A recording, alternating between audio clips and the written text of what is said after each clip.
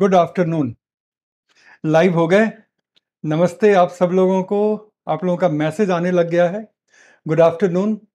अपने regular studio से recording नहीं हो रही, मतलब स्ट्रीम नहीं हो रहा। वहाँ पे सुबह से बिजली गई हुई है, तो स्टूडियो नंबर 2 से हो रही है। सेटअप अलग है, मैं पोडियम पे चेयर पे बैठा हुआ हूँ, वगैरह वगैरह।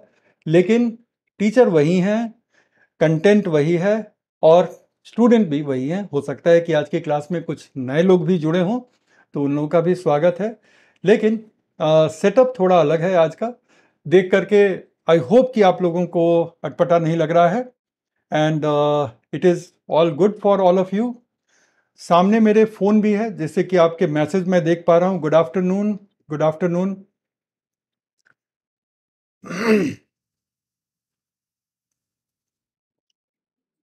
Good afternoon.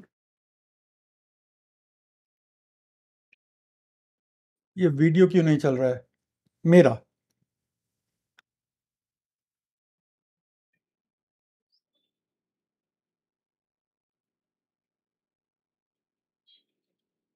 अच्छा, आप लोगों को मेरी वीडियो सही मिल रही है और मेरा ऑडियो मिल रहा है? आस्तिक कह रहे हैं अटपटा लग रहा है। अब क्या करें? दो दो चॉइसेस थे मेरे पास। क्लास कैंसिल करने की, जो मैं करूंगा नहीं। मेरा ये रिकॉर्ड रहता है कि मैं अगर स्वस्थ हूं और ले सकता हूं, अब मान लो इंटरनेट ही नहीं है, तब तो मुश्किल है। लेकिन अगर मैं क्लास ले सकता हूं तो मेरी क्लास कैंसिल नहीं होती। जो शेड्यूल कर दिया, मैं कहीं से भी, पेड़ के नीचे से भी बैठ करके क्लास ले लूंगा। बस यही है कि बोर्ड के सामने बहुत ज़्यादा चहलकदमी नहीं कर पाऊंगा, क्योंकि एक चेयर पे बैठा हुआ हूं। But that is all. लेकिन उस पर ध्यान ना दें तो हम लोग सब्जेक्ट पे ज़्यादा अच्छा कंसंट्रेट कर पाएंगे, है ना? तो आप में से किसी को कोई आपत्ति तो नहीं है इससे?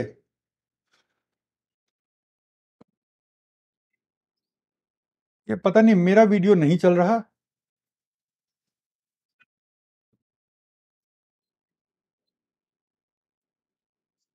चलिए।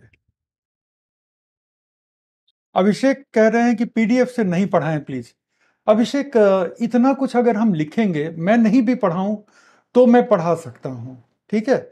ये एक बड़ा वैलिड प्रश्न है, तो मैं चाहता हूं कि इसका जवाब मैं दे दूं। ठीक है। अ, कि देखो, अब क्या है ना कि हम लोग एनवायरनमेंट के कवरेज में एक ऐसे दौर में आ चुके हैं जब हमारे पास हर क्लास में काफ़ी ज़्यादा इंफॉर्मेशन होगा। और यकीन करो, अगर कल की क्लास आपने की है, तो आप यकीन करो अभिषेक कि मैं सिर्फ पीडीएफ पढ़ने नहीं आता।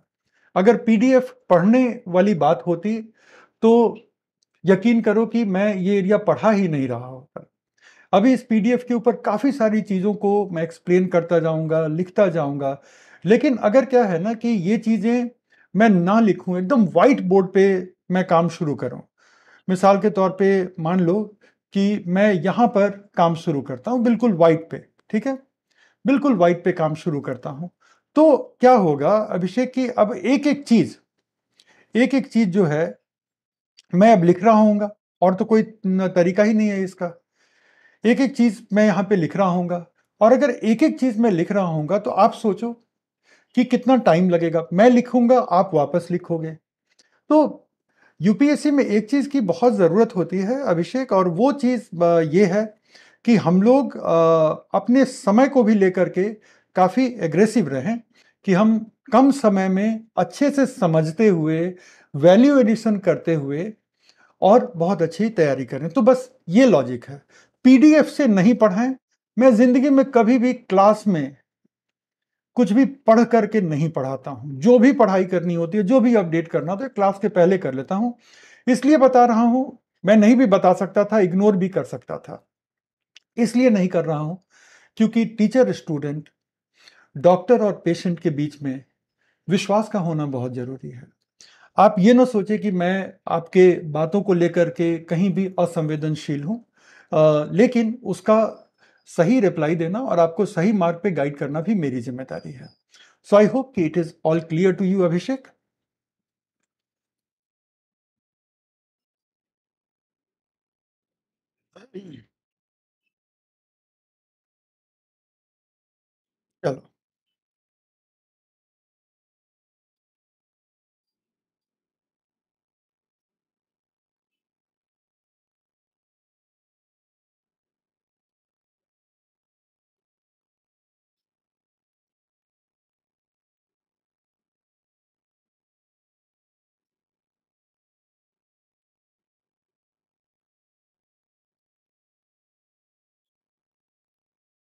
रवि भारती कह रहे हैं सर प्लीज आप खड़े होके पढ़ें। रवि आप भी खड़े होकर के पढ़ाई करिए, है ना। अगर इन्हीं चीजों पे ध्यान जाएगा और यूपीएससी की तैयारी करने बैठे हो,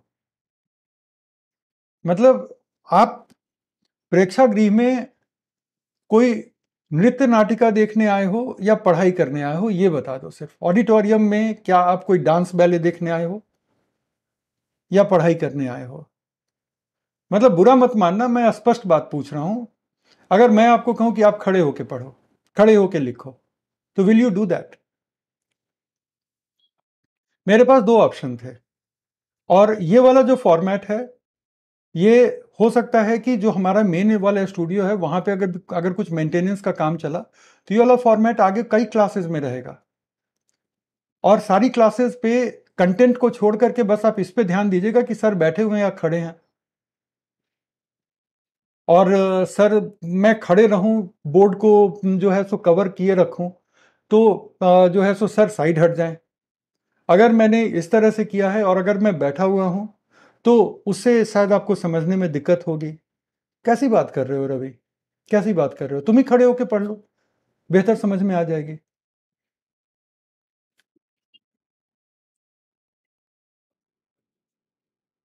मतलब तुम लोग ना क्लास के शुरू में ही अपना नुकसान कर देते हो टीचर को इरिटेट करके। मतलब पढ़ने आए हो, लेकिन शुरू में ही इतनी बातें कर दो टीचर को कि फिर वो पढ़ाने के अलावा बाकी हर चीज उसके ध्यान में आए, है ना।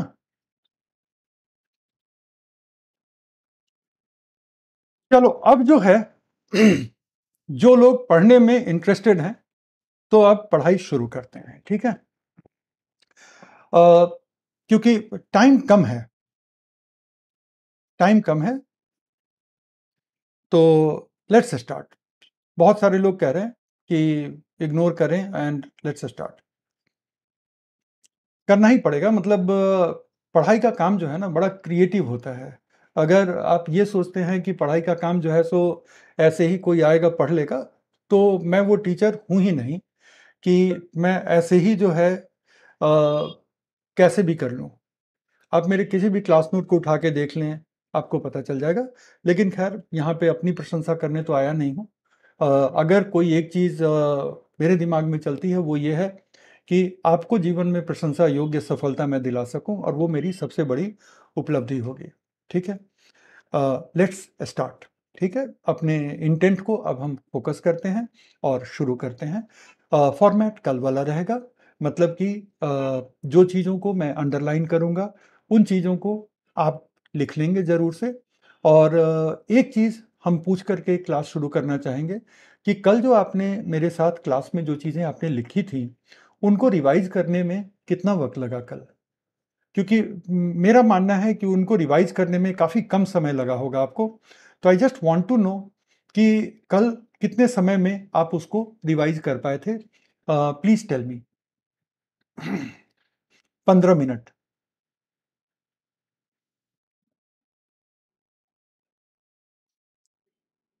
तो जब तक आपने इंट्रोडक्शन दिया इतनी देर में मैंने कल का रिवीजन कर लिया।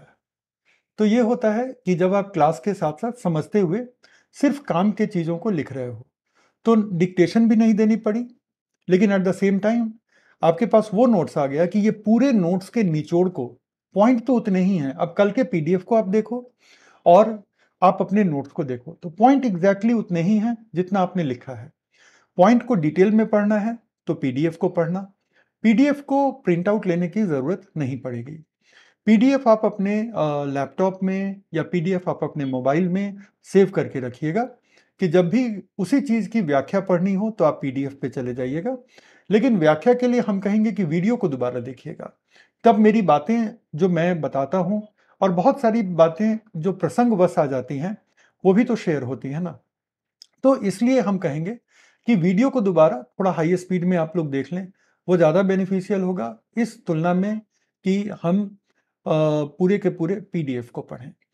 तो अभी आप एक काम करेंगे कि पहला कि प्रिंट वगैरह लेने के परेशानी से बचिए, वो महंगा भी है और कोई फ़ायदा नहीं है।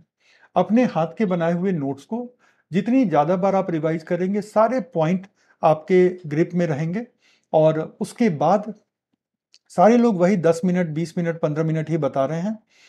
5 मिनट तो थोड़ा जल्दी हो गया। सो चलो 8 टू 10 मिनट मैं मान सकता हूँ। तो दिस इज द पॉइंट कि आप लोग आज की भी क्लास में ऐसे ही नोट्स बनाते जाएंगे, और अगर नोट्स बनाएंगे तो ये पूरी की पूरी रिवीजन बहुत जल्दी होगी। पढ़ाई शुरू अब करते हैं। तो आज का जो सबसे पहला टॉपिक है वो है संयुक्त राष्ट्र का कन्वेंशन ऑन बायोलॉजिकल डाइवर्सिटी।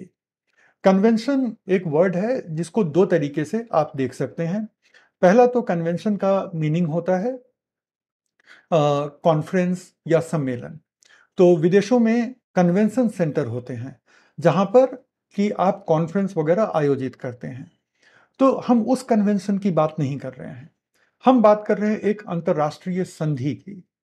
और जब अंतर्राष्ट्रीय संधि को हम कन्वेंशन का नाम देते हैं, इसका ये मतलब होता है कि इसमें हम बड़े मुद्दों को टच कर रहे हैं, और इसकी टेक्निकलिटी जो है बाद में पूरक संधियों के माध्यम से पूरी की जाएगी।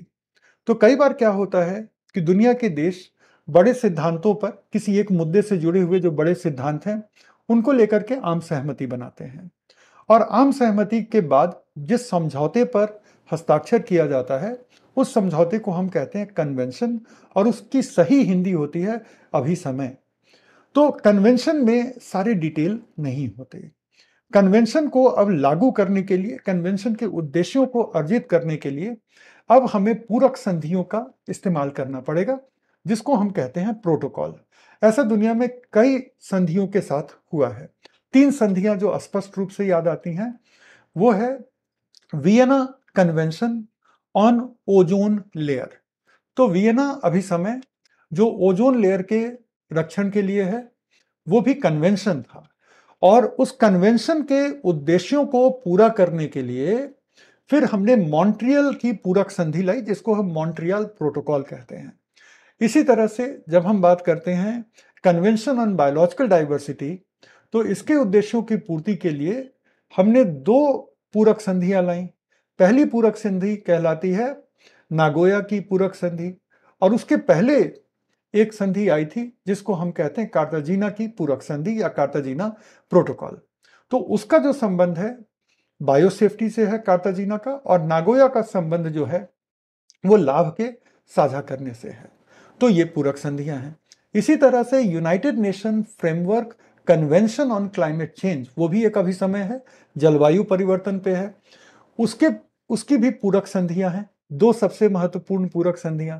पहली महत्वपूर्ण पूरक संधि जिसको हम कहते हैं क्योटो पूरक संधि या क्योटो प्रोटोकॉल। नाम आप में से 99% लोगों ने क्योटो प्रोटोकॉल का सुना होगा। और एक दूसरी जो पूरक संधि है, उस पूरक संधि को हम कहते हैं पेरिस की संधि, जो आज की तारीख में लागू हो रही है। तो यहां पर अभी समय का मतलब क्या होता है, वहीं से अब हम लोग शुरू करेंगे। अभी समय का मतलब होता है, अब आप मेरे साथ जो जो हम इसको सर्कल कर रहे हैं उसको आप लिखते रहेंगे। अभी समय का मतलब होता है एक अंतरराष्ट्रीय समझौता, और इसमें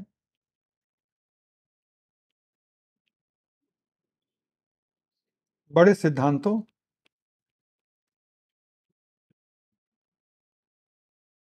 पर आम सहमति प्लस रणनीति पर आम सहमति, तो उसको हम कहते हैं अभी समय। ठीक है। और अभी समय को जरूरत पड़ती है किसकी? पूरक संधियों की जरूरत पड़ती है।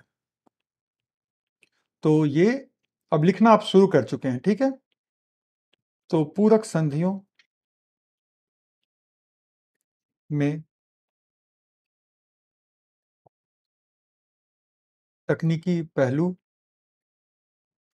कवर होते हैं।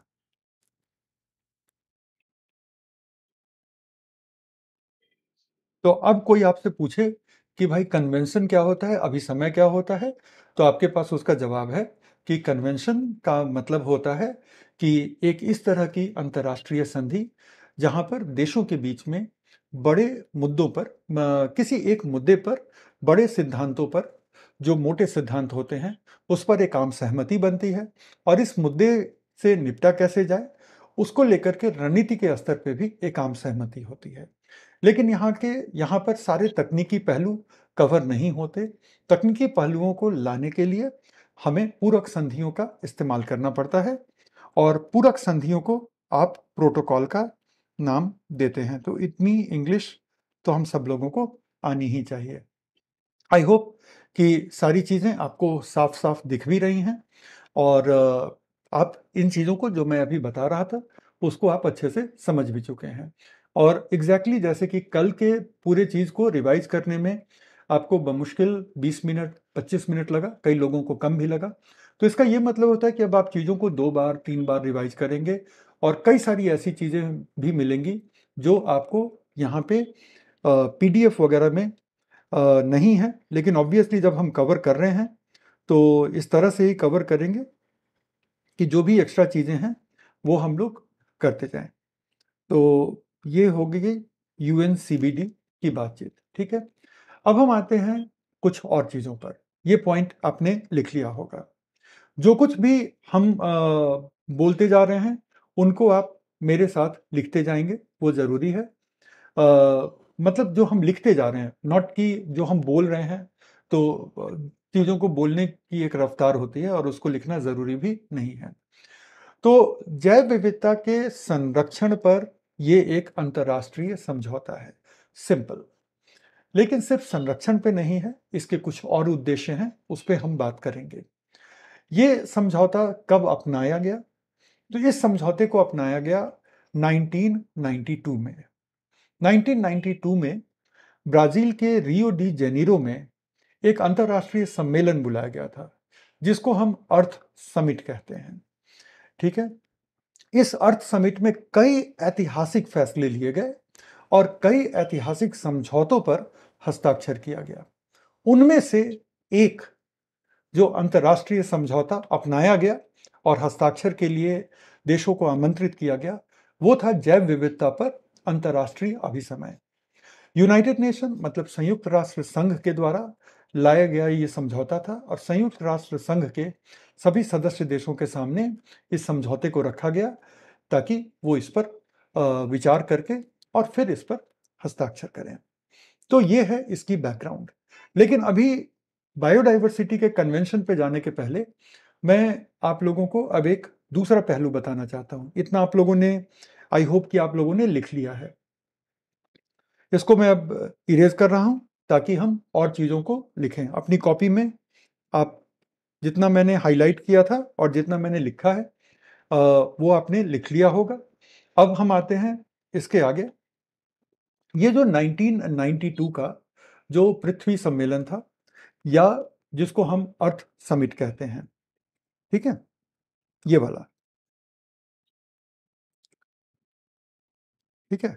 तो ये जो 1992 का जो पृथ्वी शिखर सम्मेलन था, तो इसके बारे में जानना ये ज़रूरी है कि ऐसा पहली बार नहीं हुआ था कि इस तरह का कोई शिखर सम्मेलन संयुक्त राष्ट्र के द्वारा बुलाया गया था। संयुक्त राष्ट्र संघ के द्वारा इस तरह के शिखर सम्मेलन पहले भी बुलाए गए हैं। That is the important point कि संयुक्त राष्ट्र के द्वारा इस तरह के शिखर सम्मेलन पहले भी बुलाए गए हैं और उनको हम कहते हैं विकास एवं पर्यावरण के महासम्मेलन। और इन महासम्मेलनों का आयोजन कौन करता है? तो संयुक्त राष्ट्र संघ करता है। इसलिए इसको हम कहते हैं यूएन विकास एवं पर्यावरण के महासम्मेलन। इंग्लिश में इसका वर्ड क्या है? इंग्लिश में इसका वर्ड है UN conference on environment and development. UNCED, कोई शक? ये इंग्लिश नाम में, एग्जैक्ट हिंदी यही है, UN conference on environment and development. जो भी मैं लिख रहा हूं आपको लिखना है, और इसमें कहीं कोई दुविधा किसी के मन में नहीं होना चाहिए। अगर मैंने लिखा है तो वो आप ही के लिए लिखा है, और आपके नोटबुक में वो छप जाना चाहिए।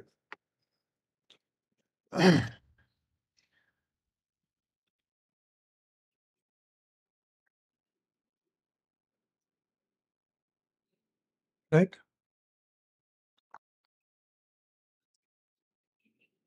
अब हम आते हैं कि ये सम्मेलन जो है, पहली बार संयुक्त राष्ट्र संघ ने साल 1972 में बुलाया था। तब से संयुक्त राष्ट्र संघ पर्यावरण की दिशा में सोच रहा है, पर्यावरण की दिशा में प्रयासरत है।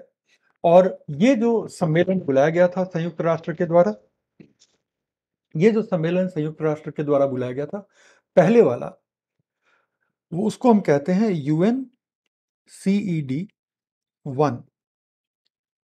ये हुआ था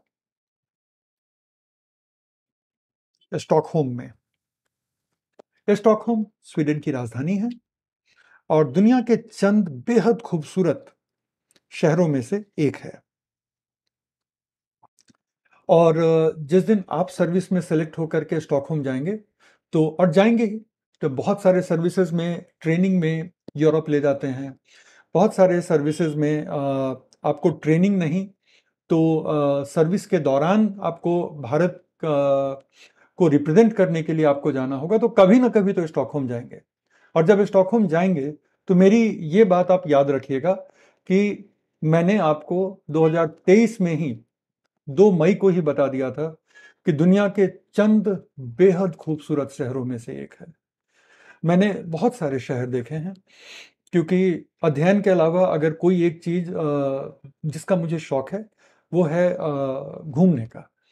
तो घूमने के क्रम में मैं आपको दावे के साथ कह सकता हूँ कि स्टॉकहोम जैसा सुंदर सुलझा हुआ शहर नहीं दिखेगा। एक काम आप कर सकते हैं, जब भी आपको मनोरंजन का मन करे तो यूट्यूब पे एक बार स्टॉकहोम की सैर करके देखिए, अच्छा लगेगा। तो उसी स्टॉकहोम में स्वीडन की जो राजधानी है, 1972 में पहला UNCED आयोजित किया गया।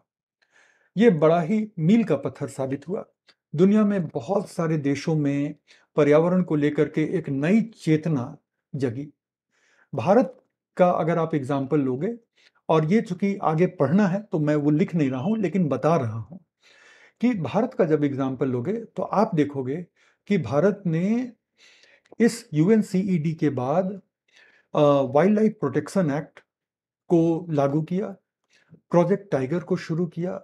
1980 में भारत ने वन संरक्षण अधिनियम को लागू किया, और वाइल्ड लाइफ प्रोटेक्शन एक्ट के तहत ये प्रावधान है कि राज्य और केंद्र सरकार दोनों ही संरक्षित क्षेत्रों की स्थापना कर सकते हैं। मिसाल के तौर पे नेशनल पार्क, सैंक्चुरी। तो हमने खूब सारे नेशनल पार्क और सैंक्चुरी की स्थापना की। प्रदूषण की रोकथाम के लिए हमने बॉडीज बनाए, जिसको हम पॉल्यूशन कंट्रोल बॉडीज कहते हैं। CPCB, central pollution control board, और state pollution control board, SPCB। तो बहुत सारे काम भारत में हुए, दुनिया के दूसरे देश में भी हुए। तो अगर आप ऐसे कहें कि ये इस मामले में ऐतिहासिक एक सम्मेलन था, कि इसके बाद दुनिया के देशों में पहली बार पर्यावरण को लेकर के एक गंभीर चेतना का विकास हुआ। क्योंकि तब तक अगर आप थोड़े हिस्ट्री में जाओगे, तो तब तक दुनिया के सारे देश रिकंस्ट्रक्शन के मूड में थे। जो डेवलप्ड देश थे, वो दूसरे विश्व युद्ध के बाद अपने आप को रीबिल्ड कर रहे थे, बहुत बर्बादी हुई थी। और जो भारत जैसे देश थे, जो दूसरे विश्व युद्ध में शामिल नहीं थे, वो औपनिवेशिक सत्ता के समाप्त होने के बाद अपने आप को रीबिल्ड कर रहे थे। भारत बस लगभग 30 साल पहले आज़ाद हुआ था।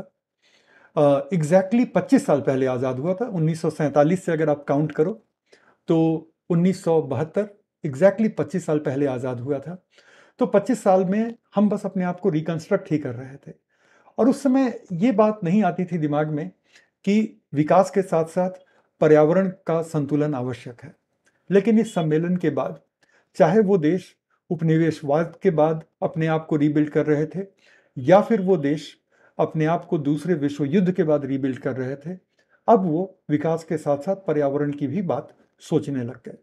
और अगर भारत जैसा विकासशील देश सोचने लग गया, तो जो संसाधन संपन्न देश थे उन्होंने भी इस दिशा में गंभीर कदम उठाए।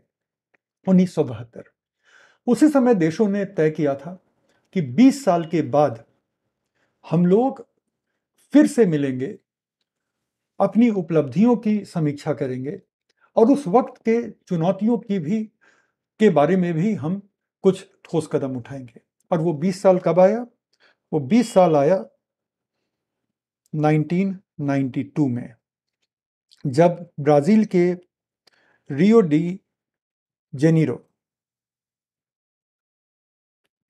राजधानी नहीं है ब्राजील की, ठीक है, ब्राजील की राजधानी ब्रासिलिया है, तो तब हमने यूएन सीईडी 2 देखा। यूएनसीईडी 2 अगर आप देखेंगे तो यूएनसीईडी 1 से कहीं ज्यादा ऐतिहासिक रहा। इसी वजह से इसको हम अर्थ समिट भी कहते हैं।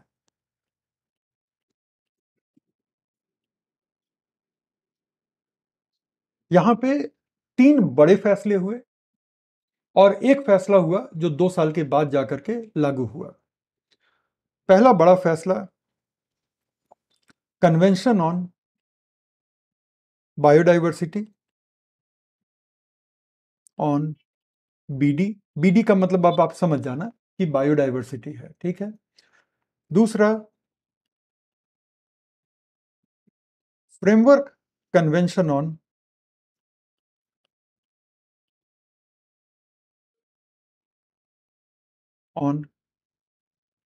Climate change. तो आप देखो कि कितने बड़े फैसले लिए गए। आज की तारीख में ये दुनिया के 2 सबसे महत्वपूर्ण संधियां हैं पर्यावरण के फील्ड में। दोनों का फैसला, दोनों को विश्व के देशों ने कहां पर स्वीकार किया, कहां पर विश्व के देशों ने उसको अपनाया और हस्ताक्षर करने शुरू किए? रियो में ये हुआ। और साथ ही साथ दुनिया के देशों ने एजेंडा 21 पर भी अपनी मुहर लगाई। एजेंडा 21 आगे हम सस्टेनेबल डेवलपमेंट के चैप्टर में पढ़ेंगे। तो एजेंडा 21 बेसिकली 21वीं सदी में सस्टेनेबल डेवलपमेंट की रणनीति क्या हो, देशों के द्वारा उठाए गए कदम क्या हो, उनको लेकर के एजेंडा 21 अपनाया गया। ये 3 चीजें वहां पर अपनाई गई, जिसके बहुत सारे दूरगामी परिणाम होने थे, हुए। इसके अलावा एक और समझौता है जिसकी चर्चा यहां पे हुई लेकिन उसको अपनाया बाद में गया, वो है मरुस्थलीकरण के नियंत्रण के लिए एक समझौता, जिसको हम कहते हैं UN convention on combating desertification. Desertification का मतलब क्या है? मरुस्थलीकरण। तो उसको हम यहां नहीं लिख रहे क्योंकि टेक्निकली वो अर्थ समिट के दौरान नहीं अपनाया गया था। बस यही हिंदी इंग्लिश में लिखा है। प्लीज इसके बाद इंग्लिश में नहीं लिखूंगा, मैं समझ रहा हूं, ठीक है ना। दिलखुश पूछ रहे हैं बायोचार क्या होता है? उसका भी समय आएगा, उसका भी समय आएगा, लेकिन प्लीज विषयांतर मत करो। क्योंकि मैं, देखो, पूरे सब्जेक्ट को लेकर के मैं, मतलब जिस कह लो कि जिस तरीके से मैं देखता हूं, अगर मैं उस पर शुरू हो जाऊं तो फिर यहां से हमारा ध्यान हट जाएगा। तो let us not do that. और वो भी टॉपिक हम करेंगे ही ना, हमारा ही टॉपिक है तो वो भी करेंगे। तो सर दूसरे सब्जेक्ट में भी नोट्स बनाना सिखा दीजिए।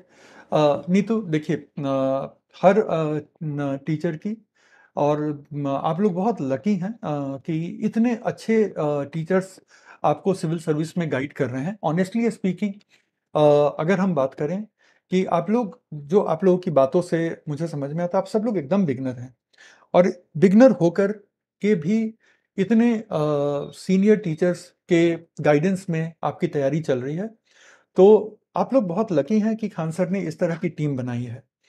तो अलग अलग टीचर इतने सुयोग्य हैं कि वो खुद ही अपने एरिया के नोट्स बनाने के लिए आपको गाइड करते रहेंगे। तो मुझसे ना कहिए कि सर दूसरे एरिया में नोट्स कैसे बनाएं।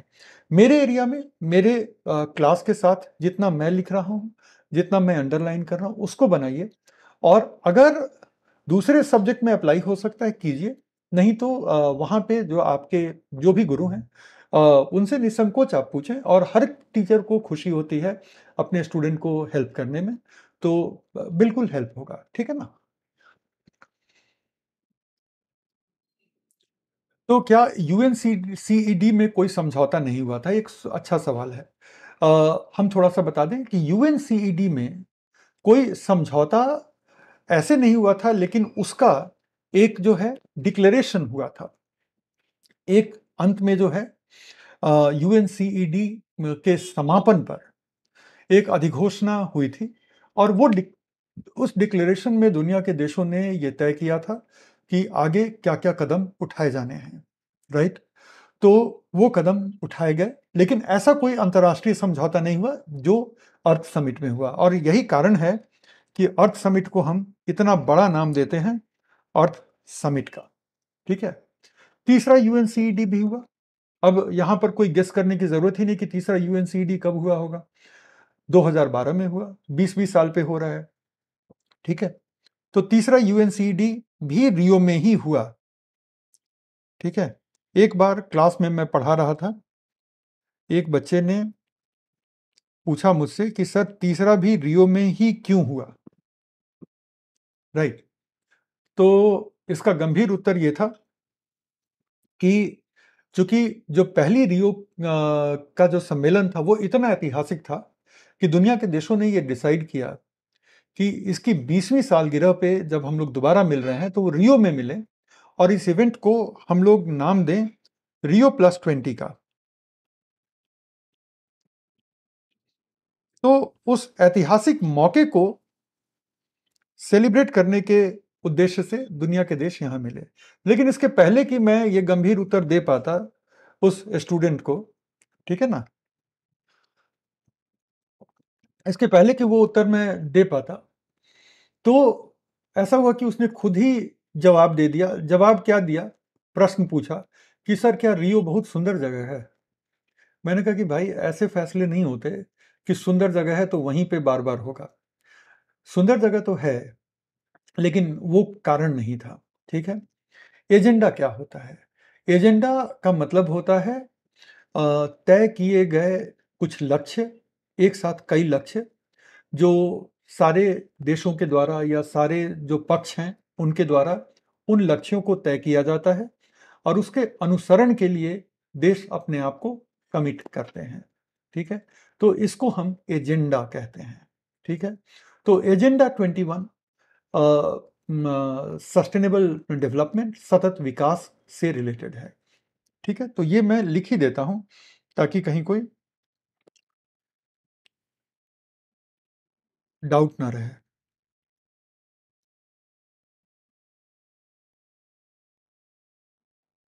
सतत विकास, ठीक है। क्लाइमेट चेंज तो क्लाइमेट चेंज है, बायोडाइवर्सिटी तो बायोडाइवर्सिटी है। तो यूएनसीईडी थ्री भी रियो में हुआ। तो अब यहां तक हम लोग पहुंच गए, है ना।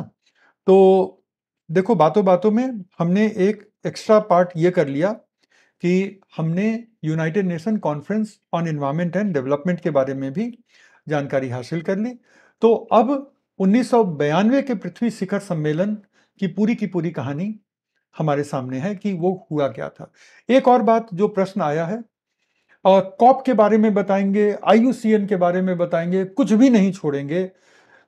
लेकिन क्या है कि हर चीज का वक्त है, हर चीज का वक्त है। वो अपने टाइम पे अपने टॉपिक में ये सारे टॉपिक आएंगे, ठीक है।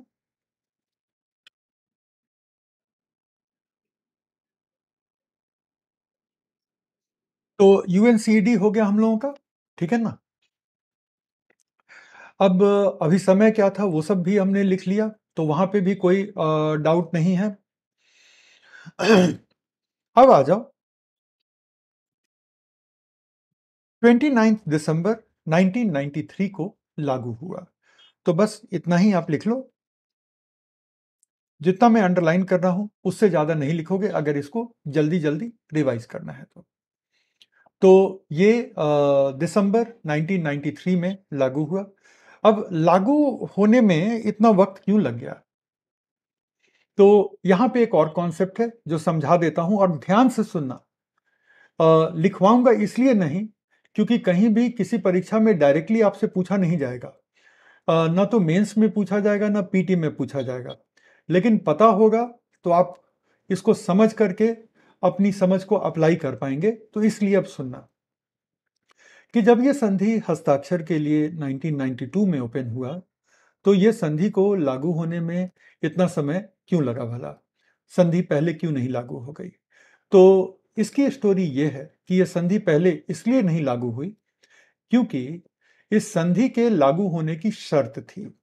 दुनिया में कोई भी संधि होती है तो उसके लागू होने की कुछ शर्तें होती हैं। तो इस संधि की भी लागू होने की कुछ अपनी शर्तें थी और लागू होने की जो सबसे महत्वपूर्ण शर्त थी वो ये थी कि कम से कम 30 देश इस पर साइन करेंगे, अपने सिग्नेचर का अनुमोदन करेंगे और उसके बाद ये अपने सिग्नेचर की पुष्टि करेंगे और उसके 90 दिनों के बाद ये संधि फिर लागू होगी। तो दुनिया के तमाम बहुपक्षीय संधियों में लागू होने की शर्त होती है। ऐसा बिल्कुल नहीं होता कि एक ही देश या कुछ ही देशों ने इस पे साइन कर दिया और ये लागू हो गई। बिल्कुल नहीं होता। होता यह है कि सबसे पहले उस संधि के अंदर ही इनबिल्ट होती है कि इस संधि को लागू करने की शर्तें क्या होंगी। इस संधि को लागू करने की शर्त ये थी कि 30 देशों के द्वारा, 30 पक्षों के द्वारा इस पर हस्ताक्षर होना चाहिए और उनके द्वारा इस हस्ताक्षर की पुष्टि भी होनी चाहिए। पुष्टि पे आता हूं। और जब ऐसा हो जाएगा उसके 90 दिनों के बाद यह संधि लागू हो जाएगी। पुष्टि का उद्देश्य क्या है? सिंपली हस्ताक्षर कर दिए क्या उतना काफी नहीं है? एक अंतर्राष्ट्रीय संधि एक गंभीर मामला होता है, इसमें कहीं कोई दो राय नहीं है। और चूंकि ये एक गंभीर मामला होता है तो सिर्फ देशों के हस्ताक्षर से बात नहीं बनती है। हस्ताक्षर के बाद उस देश के द्वारा दोबारा इसकी पुष्टि करनी आवश्यक है कि हाँ, हमने जो हस्ताक्षर किया था हम उस पर आज भी कायम हैं और हम इस संधि के साथ वास्तव में जुड़ना चाहते हैं। तो इन देशों ने सबसे पहले तो हस्ताक्षर किए, फिर हस्ताक्षर करने के बाद जब पुष्टि आई उनकी, तब माना गया कि वो उन्होंने इस संधि को ज्वाइन कर लिया है, उन्होंने इस संधि से अपने आप को जोड़ लिया है। और जब 30 देशों ने ऐसा कर लिया तब जाकर के ये संधि लागू हुई। अगर हम क्लाइमेट चेंज की संधियों की बात करें तो वहां पर 50-50 का सिद्धांत चलता है। 50-50 क्या है?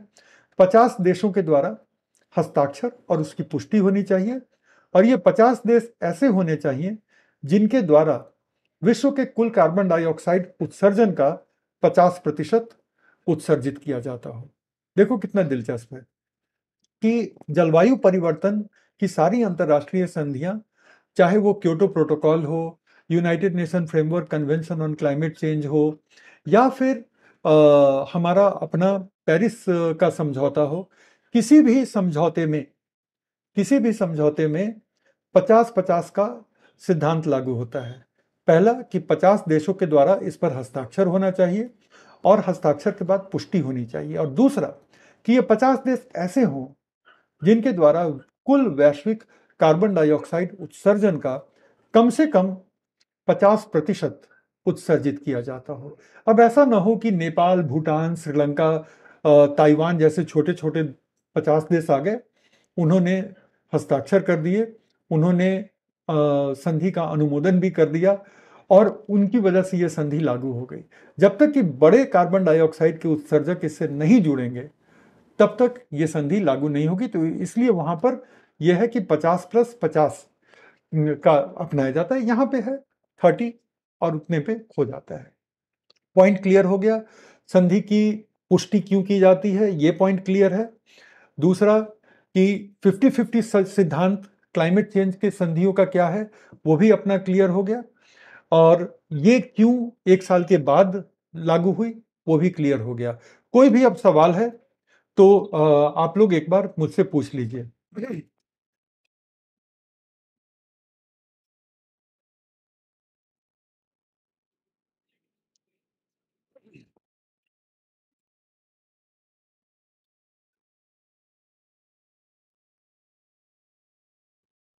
एग्जाम्पल किस चीज का चाहिए शैल आपको? एग्जाम्पल दीजिएगा, जहां पे एग्जाम्पल की जरूरत थी वो तो दिया ही था। 50-50 क्लियर नहीं हुआ। रिपीट कर देते हैं। जलवायु परिवर्तन के सारे अंतर्राष्ट्रीय समझौतों में दो शर्तें होती हैं। पहली शर्त ये होती है कि कम से कम 50 देशों के द्वारा संधि पर हस्ताक्षर होने चाहिए और इसकी पुष्टि की जानी चाहिए, और उन 50 देशों के द्वारा कलेक्टिव रूप से, सम्मिलित रूप से विश्व के कुल कार्बन डाइऑक्साइड उत्सर्जन का कम से कम 50% उत्सर्जित होता हो।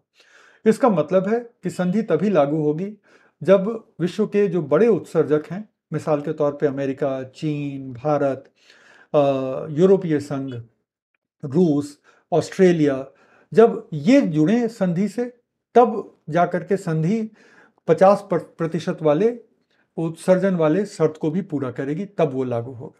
सो I hope it is clear. India ने कब इसकी पुष्टि की मैं बता देता हूं, अभी आगे चल रहे हैं हम लोग। इंडिया ने इसको, इस संधि से अपने आप को 1994 में जोड़ा था। ठीक है,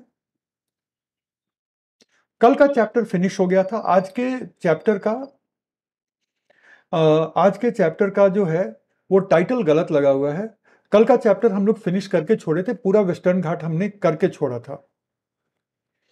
एजेंडा 21 जो है, एजेंडा 21 हम लोग सस्टेनेबल डेवलपमेंट में करेंगे। एजेंडा 21 इस टॉपिक में नहीं होगा।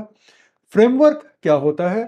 फ्रेमवर्क का मतलब होता है कि सिद्धांतों पर अभी सहमति बनी है, लेकिन कुछ और सिद्धांत इसमें जुड़ेंगे। इसीलिए United nation framework convention on climate change को हम लोग फ्रेमवर्क कन्वेंशन कहते हैं, पूरा कन्वेंशन नहीं कहते हैं, क्योंकि इसमें कुछ सिद्धांतों पर भी अस्पष्टता नहीं हुई थी।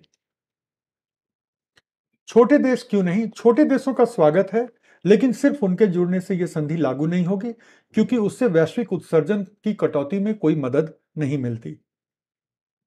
यूएनसीईडी में इंडिया है, बिल्कुल है। यूएनसीईडी 3 नहीं बताए।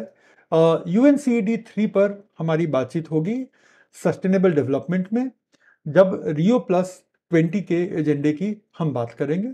तो आज तो यूएनसीईडी से आपका परिचय हो गया कि दुनिया में बस 3 यूएनसीईडी आयोजित अभी तक किए हुए हैं। 16 टॉपिक रह गया। 16 टॉपिक रहा नहीं था। 16 टॉपिक आपने पूछा था, तो मैंने कहा था कि 16 का कुछ इमेज वगैरह आपको दिखा देंगे 16 ग्रासलैंड का। तो वो अनफॉर्चुनेटली आज मैं ला नहीं पाया, तो उसके लिए अब मैं लिख लेता हूँ, और कल मैं ध्यान से मैं लिख ही लेता हूँ पहले, ताकि मैं भूल ना जाऊँ, ताकि कल मैं वो दिखा ही दूं आप लोगों को। शोला फॉरेस्ट है ना, ये देखो, शोला फॉरेस्ट लिख लिया मैंने यहाँ पे। तो अब जो है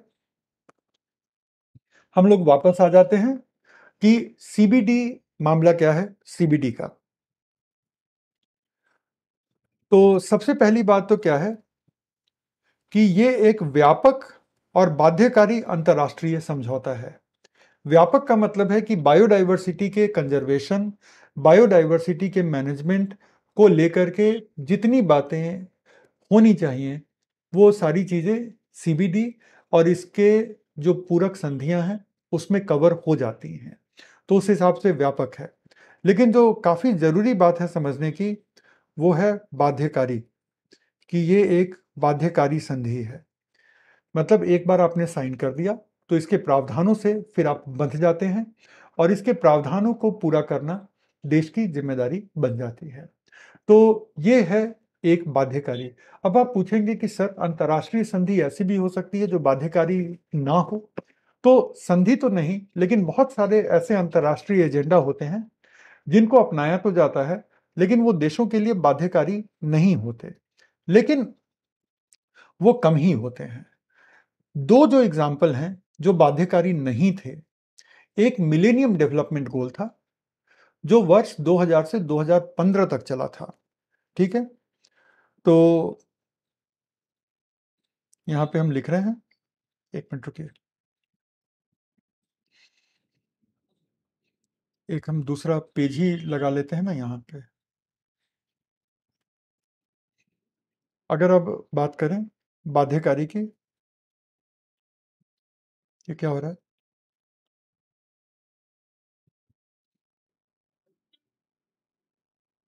अगर हम बाध्यकारी संधियों की बात करें तो united nation convention on biodiversity, फिर united nation framework convention on climate change, फिर मरुस्थलीकरण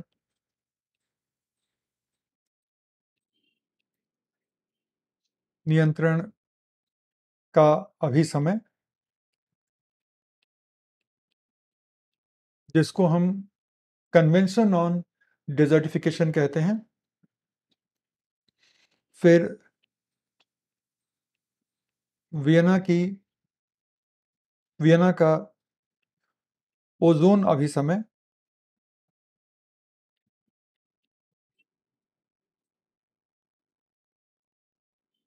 फिर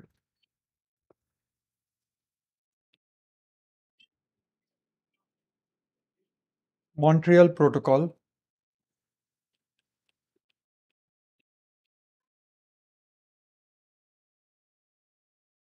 ये सब हैं बाध्यकारी।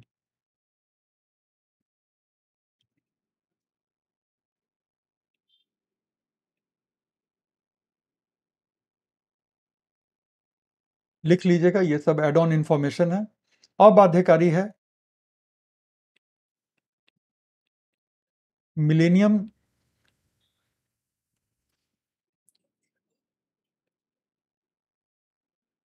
विकास लक्ष्य, ये साल 2000 में तय किया गया था 15 साल के लिए। और सतत विकास लक्ष्य, जिसको सस्टेनेबल डेवलपमेंट गोल्स कहते हैं, ये 2015 में लाया गया। तो ये जो हैं वो अबाध्यकारी हैं। तो अबाध्यकारी की श्रेणी में ये वाले आ गए।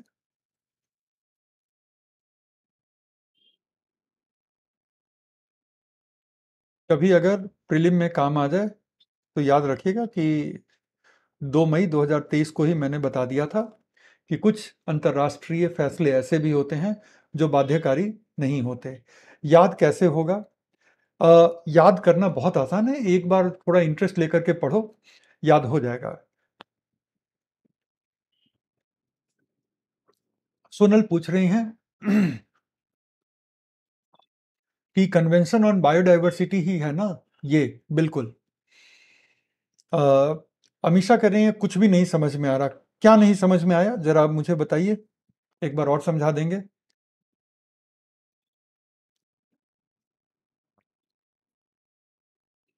फ्रेमवर्क कन्वेंशन को भी मैंने बता दिया है, ध्यान से सुना नहीं आप लोगों ने। सुन क्या रहे हो आप लोग, अगर फ्रेमवर्क कन्वेंशन मुझे दोबारा बताना पड़े? कितने लोगों को मिलेनियम डेवलपमेंट गोल और सतत विकास लक्ष्य जो हैं सस्टेनेबल डेवलपमेंट में पढ़ाएंगे? अगर हर चीज को अभी पढ़ाएंगे तो बायोडाइवर्सिटी रह जाएगा। ठीक है। मिलेनियम का मतलब क्या होता है? 1000 साल को एक मिलेनियम कहते हैं। सेंचुरी को हम कहते हैं एक शतक, ठीक है ना? और उसके बाद या एक शताब्दी कहते हैं। और मिलेनियम जो है वो 1000 साल को कहते हैं। सहस्राब्दी को हम कहते हैं मिलेनियम। तो साल 2000 में दूसरा मिलेनियम शुरू हो गया, है ना? तीसरा मिलेनियम 0 से 1000 तक पहला मिलेनियम, फिर दूसरा मिलेनियम 1000 से 2000 के बीच का, 1000 से 1999 के बीच का, और उसके बाद तीसरा मिलेनियम जो 2000 में शुरू हुआ। मॉन्ट्रियल प्रोटोकॉल जो है वो ओजोन के क्षरण से संबंधित है। मैं लिख देता हूं यहां पे, ये ओजोन परत के संरक्षण से इसका संबंध है। ठीक है। और यूएनएफसीसीसी जलवायु परिवर्तन,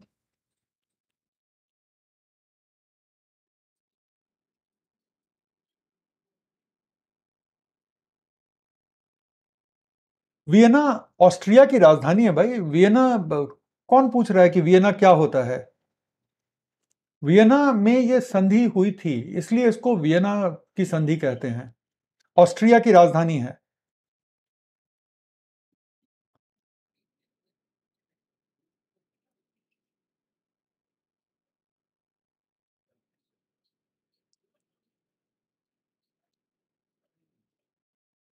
तो बिट्टू कह रही मुझे कुछ नहीं समझ में आता इस क्लास में। या तो डायरेक्ट पूछ लो जो नहीं समझ में आया, या सिर्फ कमेंट करोगे तो उससे तो आपका फायदा नहीं होगा, मुझे नुकसान भी नहीं है। ठीक है, मुझे नुकसान भी नहीं है। लेकिन अगर आपको कुछ क्लियर करना है तो स्पष्ट प्रश्न पूछिए, क्योंकि इतने हजार बच्चे जो क्लास में बैठे हुए हैं उनको समझ में आ रहा है, इसीलिए वो स्पेसिफिक क्वेश्चन पूछते हैं और मैं स्पेसिफिक जवाब देता हूं। ठीक है, बाकी इस कमेंट का कोई जवाब नहीं है। अगर आप इंटरेस्ट नहीं लेंगे, अगर आप सारी क्लासेस नहीं करेंगे, ध्यान से सुनेंगे नहीं और प्रयास नहीं करेंगे, तो माँ सरस्वती भी किसी को कोई विषय नहीं पढ़ा सकती हैं। ठीक है, वो कालिदास वाला जमाना गया जब कालिदास को वरदान मिला था कि एक रात में जितनी किताबों का स्पर्श करोगे उन सारी किताबों का ज्ञान आपको प्राप्त हो जाएगा। वो शायद सिर्फ कालिदास को वो मिला था। उसके बाद बाकी हर किसी को, मैं हूं, सचिन सर हों, मणिकांत सर हों, हर किसी को प्रयास से ही सीखने का तरीका पता है। और यही चीज अब आप लोगों पे लागू होता है। जब हम लोग स्टूडेंट थे तो हम लोगों ने अपने प्रयास अपने मेहनत से सीखा था। आप स्टूडेंट हैं, आप अपने प्रयास और मेहनत से सीखेंगे। पूरी और हलवा तो है नहीं कि मैंने बना के परोस दिया, है ना। देखो मुझे मैं बता रहा हूं, मुझे 20 साल के बाद और 2000 रिजल्ट के बाद किसी के सर्टिफिकेट की जरूरत नहीं है कि मैं कैसा पढ़ाता हूं। उपयोगी तो मैं हूं। अब आप इसका कितना फायदा उठाते हैं, कितने प्रयास के साथ आप मेरे साथ लगे हुए हैं, मैं उतना ही मेहनत करूंगा। टीका टिप्पणी करें, मैं इग्नोर कर दूंगा।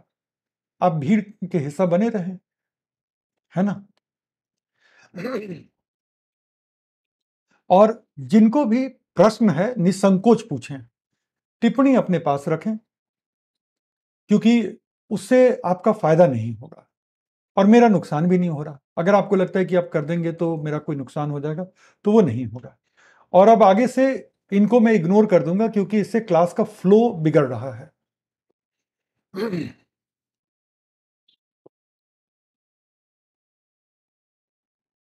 ठीक है ना, इससे क्लास का फ्लो बिगड़ जाता है, तो अब मैं इनको लूंगा ही नहीं।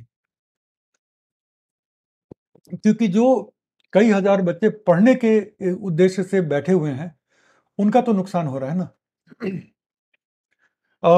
मिलेनियम डेवलपमेंट गोल जो था, जब नया मिलेनियम शुरू हुआ 2000 में, तो सतत विकास को लेकर के 15 साल के कुछ लक्ष्य तय किए गए, 15 साल के।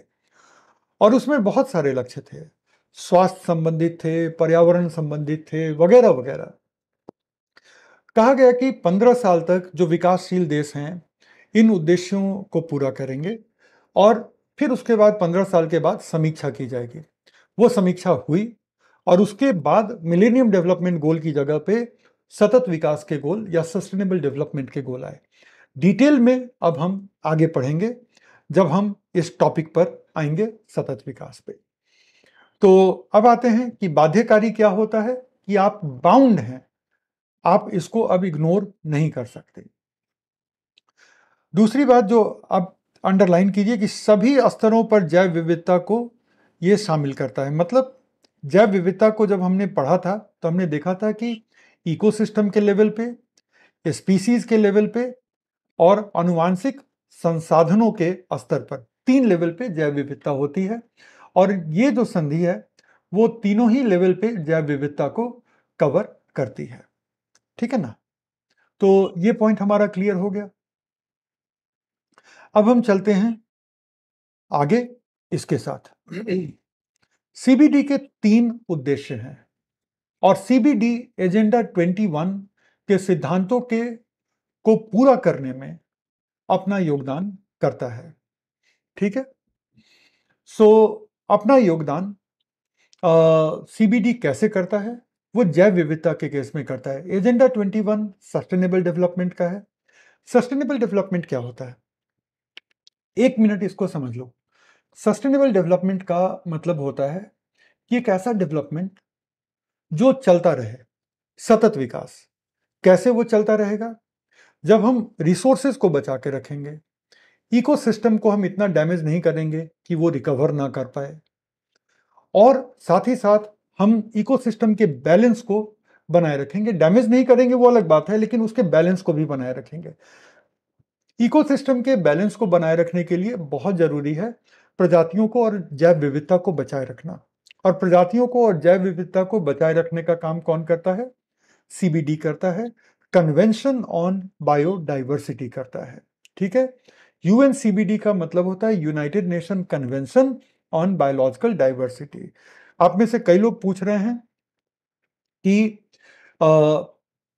यूएनसीबीडी क्या है? तो united nation convention on biodiversity और united nation framework convention on climate change, UNFCCC का मतलब united nation framework convention on climate change. मैं लिख दे रहा हूं सो दैट कि आप अगर इंग्लिश में लिखना चाहते हो तो UN CBD, so United nation convention on biological diversity. अब आप लोग लिख लो।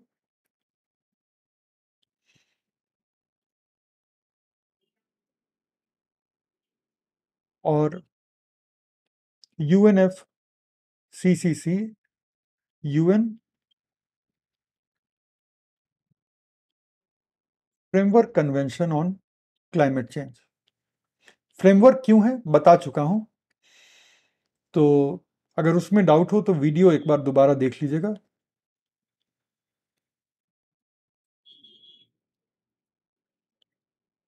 अब आ जाओ। सीबीडी के 3 उद्देश्य हैं।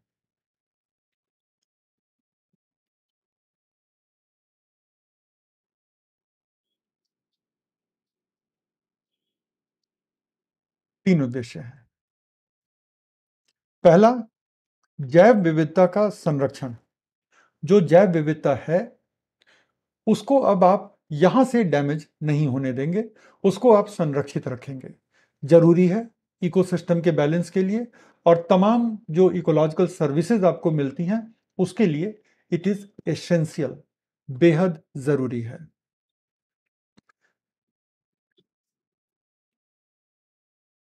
दूसरा है जैव विविधता के घटकों का सतत उपयोग।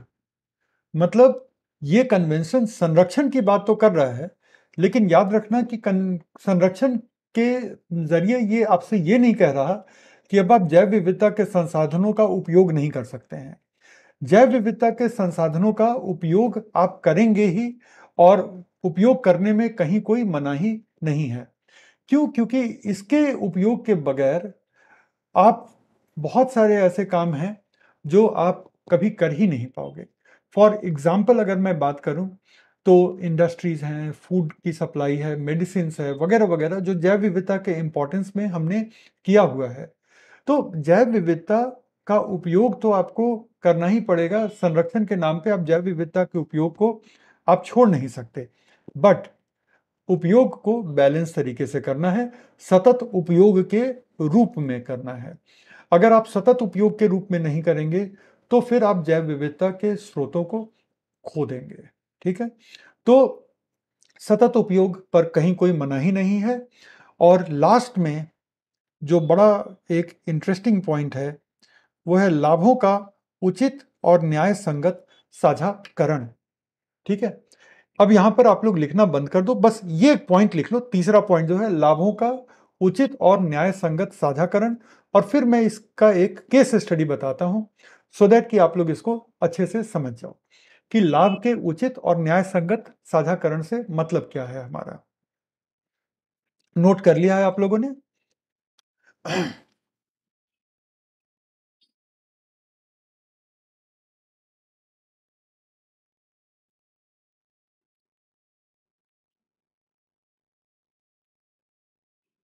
डन, ओके, ठीक है।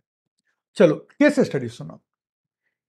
सो भारत में कई पीढ़ियों से और पूरे भारत में लोगों को परंपरागत तरीके से ये पता है कि हल्दी के और नीम के बहुत सारे औषधीय गुण हैं। और ये जो जानकारी है, वो भारतीय उपमहाद्वीप में ही पाया जाता है, इंडियन सबकॉन्टिनेंट में ही पाया जाता है। मतलब कि आप पाकिस्तान को भी जोड़ लो, बांग्लादेश को भी जोड़ लो, तो परंपरागत सिस्टम ऑफ मेडिसिन में ये बहुत वक्त से पता है कि नीम के औषधीय गुण क्या हैं और हल्दी के औषधीय गुण क्या हैं। अगर आप पश्चिमी देशों को देखो तो वहाँ पे हल्दी बिल्कुल नहीं कंज्यूम किया जाता है। वहाँ के खाने में हल्दी का इस्तेमाल न के बराबर होता है। खासतौर पे जो डेवलप्ड कंट्री हैं, यूरोप के कंट्री हो गए, उत्तरी अमेरिका के कंट्री हो गए, तो वहाँ हल्दी एकदम नहीं कंज्यूम होता। जबकि हमारे यहाँ पता है कि हल्दी के क्या-क्या औषधीय गुण हैं। तो अब यहाँ पे क्या है कि हल्दी के औषधीय गुणों के ऊपर विदेशी वैज्ञानिकों ने शोध किया और औषधीय गुणों की बात उनको पता चली इंडिया से। हल्दी के तमाम सैंपल लिए गए कहाँ से? इंडिया से। और इन सैंपल्स को लेने के बाद उन्होंने स्टडी किया और उन्होंने पाया कि हल्दी में एक पदार्थ पाया जाता है जिसका नाम है करक्यूमिन। ठीक है, जिसका नाम है करक्यूमिन।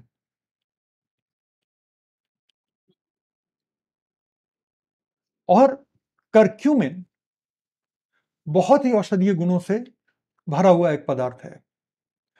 वो कई तरह की बीमारियों में इम्यूनिटी ठीक करता है, हार्ट डिजीज में हेल्प करता है, कई तरह के आर्थराइटिस के ट्रीटमेंट में करक्यूमिन का रोल है, वगैरह वगैरह। ठीक है, तो करक्यूमिन के ऊपर विदेशी वैज्ञानिकों ने पेटेंट ले लिया। रॉ मटेरियल कहां से लिया? इंडिया से लिया। इसके बारे में ट्रेडिशनल जानकारी कहां से ली? इंडिया से ली। पेटेंट उन लोगों ने ले लिया। इंडिया ने इसको चैलेंज किया, लेकिन तब तक इंडिया ने कभी हल्दी के औषधीय गुण या जो भारत में ट्रेडिशनल तरीके से जो पौधे वगैरह पाए जाते हैं और उनके जो औषधीय गुण हैं, उसको इंडिया ने ऑर्गेनाइज तरीके से कभी लिख करके कलेक्ट करने की कोशिश नहीं की थी। तो जब ये पूछा गया अमेरिकी पेटेंट ऑफिस के द्वारा कि अच्छा ये बताइए कि आप कहाँ से ये साबित करेंगे कि ये औषधीय गुण आपको पता था, तो इंडिया के पास कोई स्ट्रांग जवाब नहीं था। बाद में डिप्लोमेटिक प्रयास हुए और वो पेटेंट का एप्लीकेशन वापस ले लिया गया। लेकिन हल्दी के पेटेंट के केस में ये हमें बिल्कुल क्लियरली पता चल गया कि ट्रेडिशनल नॉलेज एक बहुत इंपॉर्टेंट चीज है जो बायोडाइवर्सिटी की रिसोर्सेज के लाभ के बारे में आपको ज्ञान देता है। ट्रेडिशनल नॉलेज का मतलब है परंपरागत ज्ञान। हल्दी के का औषधीय गुण, आंवला का औषधीय गुण, तरह तरह के पौधों के औषधीय गुण, है ना, नीम का औषधीय गुण, ये सारी चीजें किसी किताब में नहीं है। हालांकि आयुर्वेद की किताबों में बहुत सारे उल्लेख आते हैं, लेकिन अगर हम मोटे तौर पे औषधीय गुणों की बात कर लेना, तो मोटे तौर पे औषधीय गुणों को लेकर के आप दावे के साथ कह सकते हैं कि औषधीय गुणों की जब भी चर्चा होगी तो उसका अब आपको एक डिपॉजिटरी मिल जाएगा, उसका अब आपको एक कलेक्शन मिल जाएगा। ठीक है, अभी ये चिंता मत करो प्री में कैसे पूछा जाएगा वो भी बता दूंगा मैं। तो उसका अब आपको कलेक्शन मिल जाएगा क्योंकि इंडिया ने एक पहल की ट्रेडिशनल नॉलेज डिजिटल लाइब्रेरी की। लिख लो,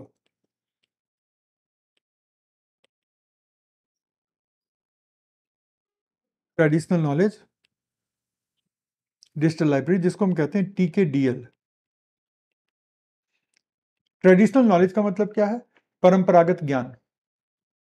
ठीक है, ट्रेडिशनल नॉलेज का मतलब है परंपरागत ज्ञान। तो परंपरागत ज्ञान का एक डिजिटल लाइब्रेरी, तो इसको हम कहते हैं TKDL। और करक्यूमिन तो हल्दी में मिलता है।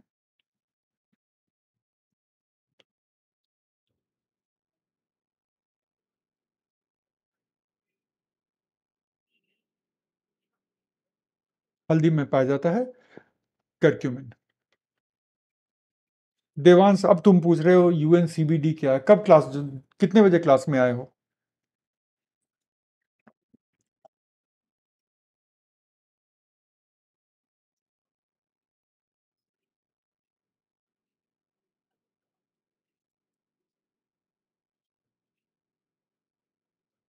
तो ट्रेडिशनल नॉलेज डिजिटल लाइब्रेरी एक पहल है गवर्नमेंट ऑफ इंडिया की, तो इस पहल के तहत गवर्नमेंट ऑफ इंडिया अब इंडिया में पाए जाने वाले जितने औषधीय गुण वाले पौधे हैं उसके ऊपर काफ़ी सुंदर रिसर्च करके और हमने बहुत बड़ा एक रिपॉजिटरी बनाया है।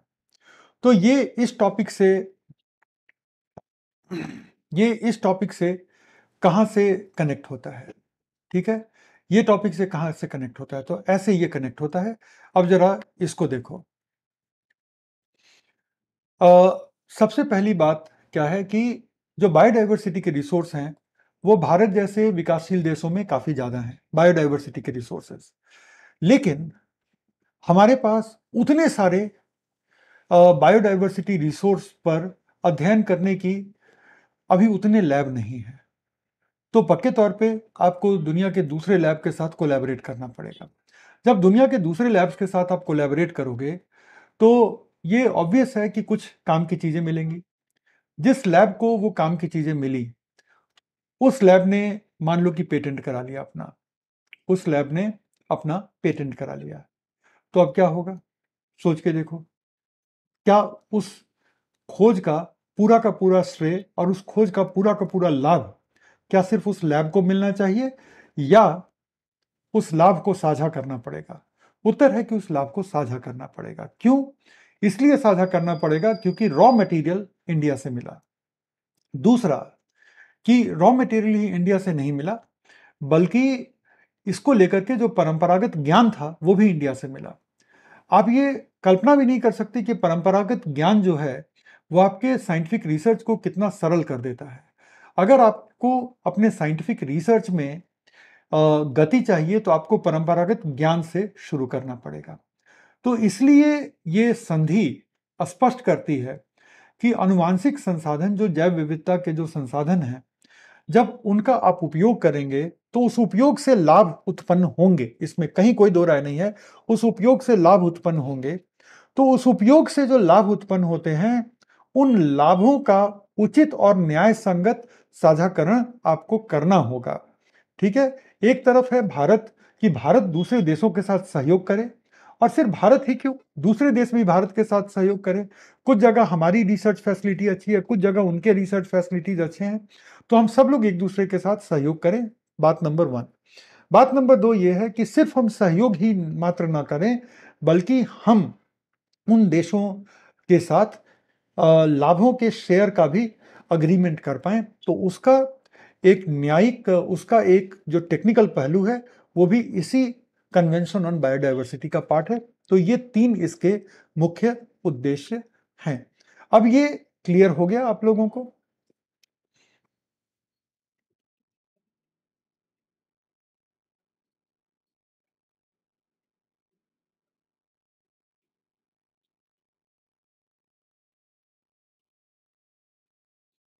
पेटेंट क्या होता है? पेटेंट का मतलब होता है कि कोई भी नए आविष्कारी उत्पाद पर आपको एक सीमित अवधि के लिए एक अधिकार दिया जाता है, उसको हम कहते हैं पेटेंट। सीमित अवधि के लिए, लेकिन वो एक अधिकार होगा क्योंकि आप उसके आविष्कारक हैं। मान लो कि मैं कोई एक नई दवा की खोज करता हूं काफी साल के शोध के बाद, तो मेरा क्या लाभ होगा? तो उसके लिए एक लीगल व्यवस्था है, दुनिया के हर देश में लीगल व्यवस्था है कि एक सीमित अवधि के लिए उस उत्पाद को बनाने और उस उत्पाद को बेचने का एक अधिकार मेरे पास होगा ताकि मैं अपने आविष्कार से लाभान्वित हो सकूं। आविष्कार से लाभान्वित किसी को कराने का उद्देश्य क्या होता है? ये होता है कि समाज में आविष्कारकों को प्रोत्साहन मिले और कोई भी समाज नए नए आविष्कार करे। आविष्कारकों को प्रोत्साहन इसलिए देना पड़ता है ताकि समाज और देश की प्रगति हो सके। तो पेटेंट किसी भी आविष्कारी उत्पाद पर आविष्कारक को सीमित अवधि के लिए दिया गया एक अधिकार है कि वही बनाएगा, वही बेचेगा, लेकिन जाहिर है सामाजिक जिम्मेदारियां भी होंगी। ऐसा नहीं है कि मैंने किसी बहुत जटिल बीमारी की कोई दवा खोज निकाली और उस दवा पे मुझे एक अधिकार मिल गया तो मैं 10,000 रुपए का एक टैबलेट बेच लूंगा, वो नहीं होगा। सामाजिक जिम्मेदारियों के साथ, सामाजिक जिम्मेदारियों के दायरे में रहते हुए जो एक अधिकार का मैं फायदा उठा सकता हूं, बस उतने ही का फायदा मैं उठा पाऊंगा, not more than that. Is it clear? Patent सारे लोगों का क्लियर हो गया एक बार में? Yes, no? पेटेंट कितने समय के लिए वैलिड होता है? साइंस टेक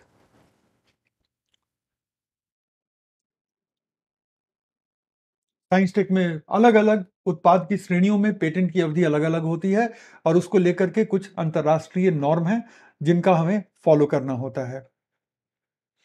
क्लियर है? चलिए, तो ये 3 मुख्य उद्देश्य हो गए और आपने तीनों मुख्य उद्देश्यों को समझ लिया, लेकिन उसमें सबसे जरूरी जो था वो उद्देश्य नंबर 3 था। उद्देश्य नंबर 3 क्योंकि वो टेक्निकल था, बाकी जरूरी बायोडाइवर्सिटी के हिसाब से तो सभी जरूरी हैं, लेकिन टेक्निकल पॉइंट ऑफ व्यू से ये थोड़ा सा जटिल था, इसलिए मैंने कहा कि ये थोड़ा जरूरी था। अब इसके फॉर्मेशन को लेकर के कुछ पॉइंटर्स हैं जो कि आपको पता होने चाहिए। तो सबसे पहली बात आ गई इसकी उत्पत्ति को लेकर के, सीबीडी की उत्पत्ति। अब आप ये पॉइंट लिख लें। तो सबसे पहली बात क्या है कि सीबीडी की उत्पत्ति होती है संयुक्त राष्ट्र पर्यावरण कार्यक्रम। ये संयुक्त राष्ट्र संघ की एक एजेंसी है, ये यूएन की एक एजेंसी है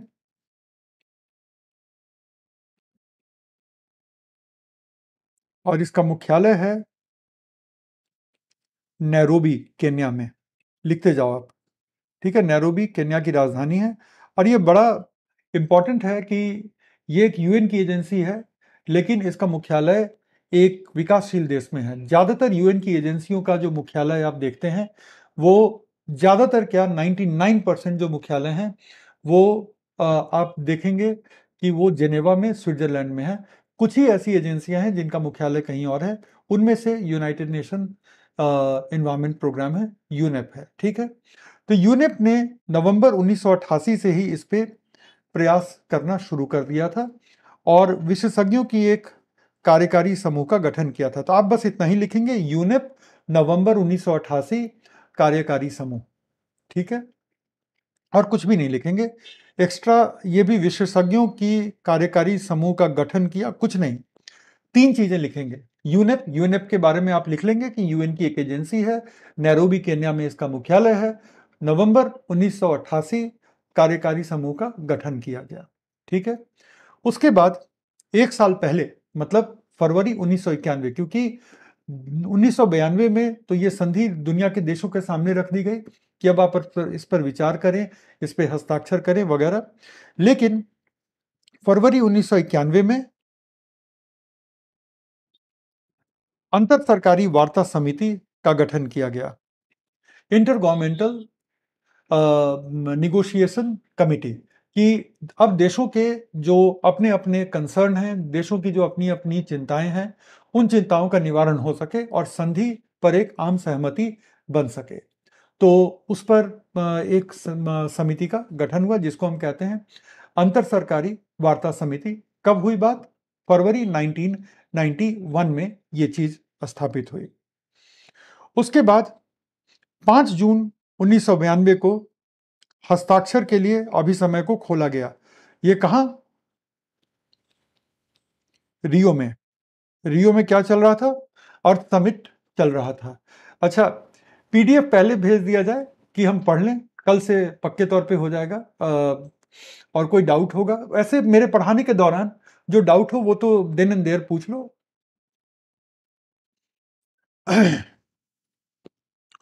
उसके बाद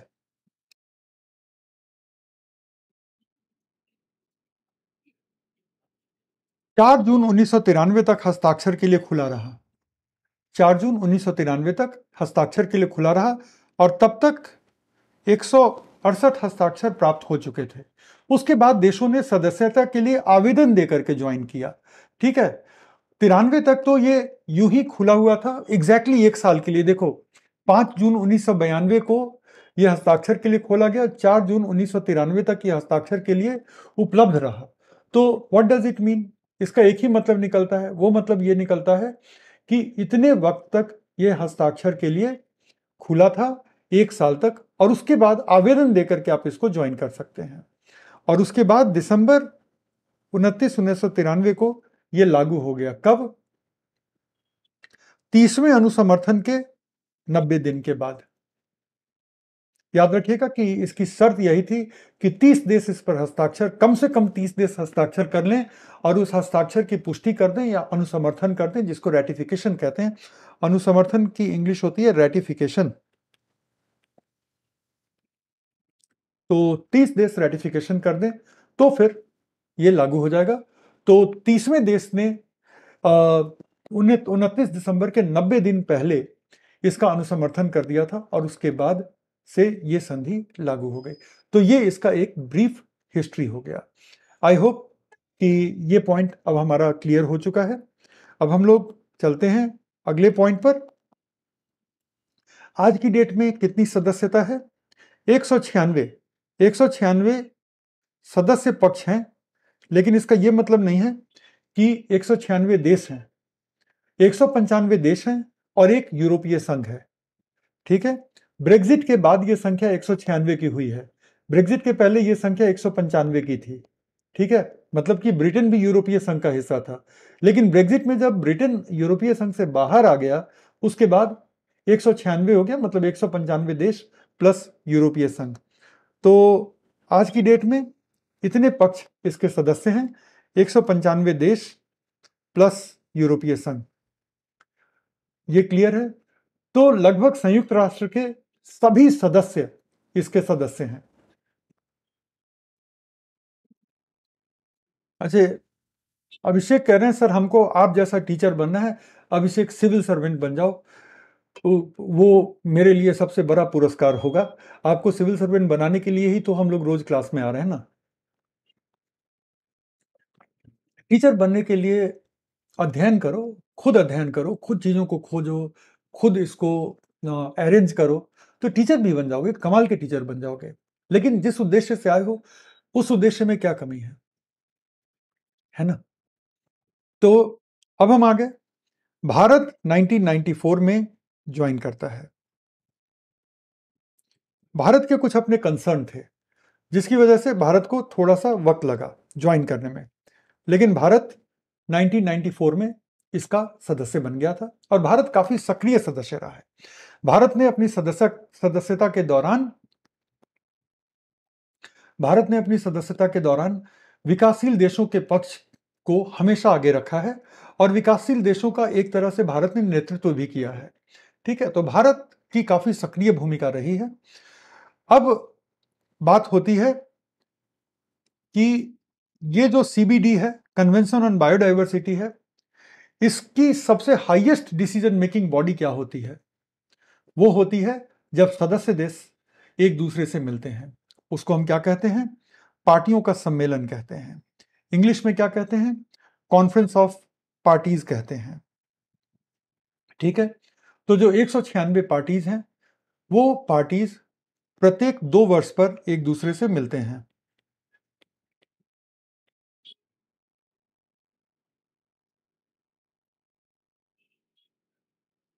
प्रत्येक 2 वर्षों पर एक बार।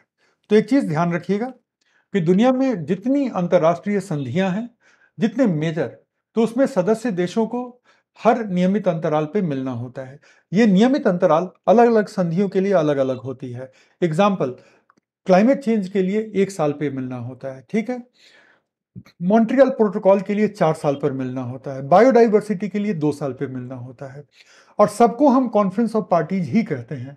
ऐसा नहीं है कि किसी का कोई और नाम है। तो जब भी कॉन्फ्रेंस ऑफ पार्टीज शब्द आपके सामने आए तो आपको यह पूछना पड़ेगा कि ये कौन सी संधि की कॉन्फ्रेंस ऑफ पार्टीज हो रही है, क्योंकि ये COP, कॉन्फ्रेंस ऑफ पार्टीज, कई जगह ये शब्द मिलेगा, लेकिन आपको जब तक आप ये नहीं पूछेंगे कि ये कॉन्फ्रेंस ऑफ पार्टीज है किसकी, तब तक आप कंफ्यूजन में रहेंगे। ये बायोडाइवर्सिटी के अभिसमय का हो सकता है, जलवायु परिवर्तन के अभिसमय का हो सकता है, ये किसी और भी संधि का हो सकता है, मॉन्ट्रियल प्रोटोकॉल का हो सकता है, साइट्स का हो सकता है जो वाइल्ड एनिमल के इलीगल ट्रेड को कंट्रोल करता है। तो इस तरह से है। और COP, कॉन्फ्रेंस ऑफ पार्टीज ही है जो अभी समय में संशोधन कर सकता है। अगर इस अभी समय में किसी तरह के संशोधन की आवश्यकता होगी, किसी भी तरह के संशोधन की आवश्यकता होगी, तो वो संशोधन सिर्फ और सिर्फ COP ही कर सकता है, कोई और नहीं करेगा, कोई भी इसका प्रशासनिक तंत्र नहीं करेगा। जब सदस्य देशों के जो उच्च स्तरीय डेलीगेशन प्रतिनिधि मिलेंगे तभी होगा। अगर आपके मन में ये सवाल आ रहा है कि प्रतिनिधित्व कौन करता है, तो सामान्यतः प्रतिनिधित्व इस वाले कॉन्फ्रेंस में हमारे पर्यावरण एवं वन मंत्री करते हैं, और जब बहुत मेजर फैसला लेना होता है तो प्रधानमंत्री स्वयं देश की रिप्रेजेंटेशन करते हैं, और जब प्रधानमंत्री भी जाएंगे तब भी पर्यावरण और वन मंत्री तो जाएंगे ही जाएंगे। जैसे कि 2010 में, अगर आप याद करें तो 2010 में जब नागोया में सम्मेलन हुआ था तो बहुत बड़े फैसले लेने थे, तब भारत के प्रधानमंत्री स्वयं गए थे, और जाहिर है कि पर्यावरण मंत्री भी गए थे। प्रधानमंत्री गए, उन्होंने सम्मेलन को संबोधित किया, अलग अलग राष्ट्राध्यक्षों से उन्होंने मुलाकात की जो आवश्यक था, और उसके बाद प्रधानमंत्री लौटा। बाकी के डिस्कशन में हमारे देश के मंत्री महोदय वहां पर बने रहे। ठीक है, इसके साथ साथ ये अभी समय के तहत प्रगति की समीक्षा भी करता है और नई प्राथमिकताओं की पहचान भी करता है। कौन? कॉप। तो कॉप के बारे में क्या सीखा कि सबसे बड़ी निर्णय लेने की एजेंसी कॉप ही है। सबसे बड़ी निर्णय लेने की एजेंसी कौन है? तो कॉप ही सबसे बड़े निर्णयों को लेती है। ये पॉइंट नंबर 1 हो गया हमारा। पॉइंट नंबर 2 ये है कि कॉप हर 2 साल पर एक बार मिलती है। पॉइंट नंबर 3 ये है कि अभिसमय में संशोधन कर सकती है, अभिसमय के अंतर्गत जो भी प्रगति हुई है उसकी समीक्षा कर सकता है और नई प्राथमिकताओं की पहचान कर सकता है। और कॉप की मदद के लिए और सदस्य देशों की मदद के लिए एक सचिवालय भी है जो कनाडा के मॉन्ट्रियल में है। ठीक है। अच्छा, अभी जब मैं कमेंट्स को नहीं देख रहा हूं तो आप सारे लोग आपस में बातचीत करना शुरू कर चुके हैं। कोई बात नहीं। जैव विविधता अभिसमय का सचिवालय मॉन्ट्रियल कनाडा में स्थित है। ठीक है, तो ये लास्ट पॉइंट था कि ये जो है ये मॉन्ट्रियल कनाडा में है, और कार्यक्रमों के कार्यान्वयन में इसकी भूमिका होती है, जो सीबीडी के कॉप के द्वारा जो चीजें तय की जाती हैं। ठीक है, सीबीडी जिन जिन कार्यक्रमों को कहता है कि अब ये कार्यक्रम चलाए जा सकते हैं, तो उन कार्यक्रमों के क्रियान्वयन में भी सरकारों की सहायता करता है। शासी निकाय क्या है? शासी निकाय का मतलब होता है जो इस अभिसमय के बारे में जो निर्णय लेता है उसका सर्वोच्च निकाय कौन है, इसका शासक कौन है, तो उसको हम कहते हैं शासी निकाय। कि जो इसका शासक है, तो कौन शासक है इसका? जो सदस्य देश हैं उनकी जो सम्मेलन होती है वही इसका शासक निकाय है। कॉप का फुल फॉर्म ध्यान नहीं दिया था आपने, यहाँ पे खूब सुंदर तरीके से मैंने अंडरलाइन किया हुआ था पहले से।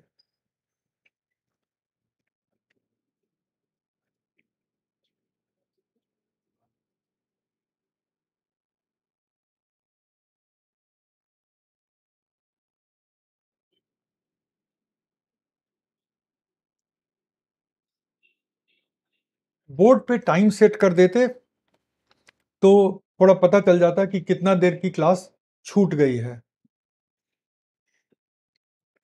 वो देखना पड़ेगा, मतलब अभी तो मतलब मुझे भी सोचना पड़ेगा कि कैसे मैं करूं, करता हूं कुछ रियल टाइम। लेकिन आप मान के चलो ना कि मेरी जो क्लास है वो अपने नियत समय से 1-2 मिनट आगे पीछे तो शुरू हो ही जाती है। तो जिस भी टाइम आओ तब से कैलकुलेट कर लो आप। ठीक है, और सीबीडी के कार्यान्वयन को के लिए 2 उपसंधियां हैं। ये आज का लास्ट पॉइंट है, सीबीडी के प्रोटोकॉल। प्रोटोकॉल का मतलब क्या होता है? उपसंधियां। क्लास की शुरू में हमने क्या बात की थी कि उपसंधियों में वो तकनीकी डिटेल होते हैं जिससे कि इनका क्रियान्वयन हम कर सकते हैं। और 2 कौन कौन है इसको आगे पढ़ना है, कार्ताजीना का प्रोटोकॉल और नागोया का प्रोटोकॉल। अभी नहीं, आज समय भी नहीं है, लेकिन ये दोनों प्रोटोकॉल पढ़ने हैं, कार्ताजीना का प्रोटोकॉल और नागोया का प्रोटोकॉल। तो ये 2 ही प्रोटोकॉल हैं सीबीडी के उद्देश्यों के कार्यान्वयन के लिए। तो ये जो लास्ट चीज आप लिख रहे हैं वो ये है कि सीबीडी के उद्देश्यों का कार्यान्वयन मुख्यतः इन दो प्रोटोकॉल के जरिए होता है, कार्ताजीना का प्रोटोकॉल और नागोया का प्रोटोकॉल। ठीक है, तो आज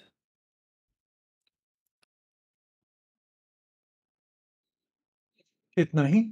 अब टाइम भी हो गया। नागोया जापान में है, बिल्कुल।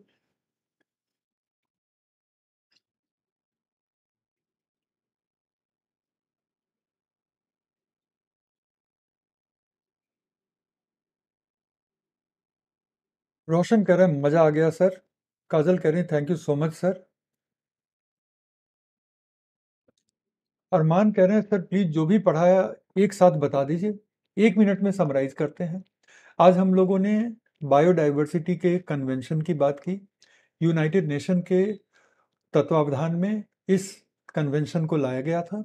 1992 में रियो के अर्थ समिट में इसको अपनाया गया और 1993 में ये लागू हुआ। भारत 1994 से इसका सदस्य है। इसके 3 मुख्य उद्देश्य हैं: बायोडाइवर्सिटी का संरक्षण, बायोडाइवर्सिटी के संसाधनों का सतत उपयोग और बायोडाइवर्सिटी से उत्पन्न लाभ का न्याय संगत साझाकरण। इसके बारे में जो भी फैसले लिए जाते हैं उसकी सर्वोच्च इकाई जो है वो कॉन्फ्रेंस ऑफ पार्टीज है, जिसमें सदस्यों का महासम्मेलन हर 2 साल पर बुलाया जाता है। एक सचिवालय है जो क्रियान्वयन में मदद करता है और इसके उद्देश्यों को लागू करने के लिए 2 उपसंधियां हैं, आगे डिटेल में पढ़ेंगे। पहला नागोया प्रोटोकॉल और दूसरा कार्ताजीना प्रोटोकॉल। तो ये आज की पूरी क्लास का क्रक्स है, आधे मिनट में। पायल ठाकुर कह रही हैं अभी समय क्या है? क्लास की शुरुआत में जाना वीडियो में और देखना कि अभी समय क्या है। नोट्स ऐसे ही करेंगे। जितना मैंने अंडरलाइन किया है उतना ही नोट करना है, ये कल बताया था। क्लास में रोज आने पर सब कुछ पता रहेगा। तो जितना अंडरलाइन किया उतना आप करें, सो दैट कि जितना कुछ इस पीडीएफ में है उस सबका एक क्विक 5 मिनट में रिवाइज आप कर सकेंगे। ठीक है, और जब भी डिटेल में पढ़ना होगा तो आप इन्हीं नोट्स पर वापस आएंगे, इसी पीडीएफ पर वापस आएंगे। Thank you, thank you. Divyesh कह रहे हैं आप कितना प्यारा पढ़ाते हैं।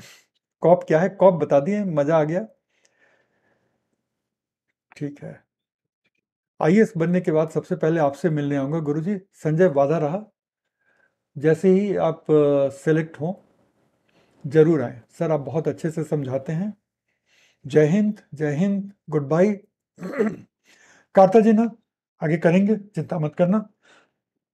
सो बस इतना ही। Good bye.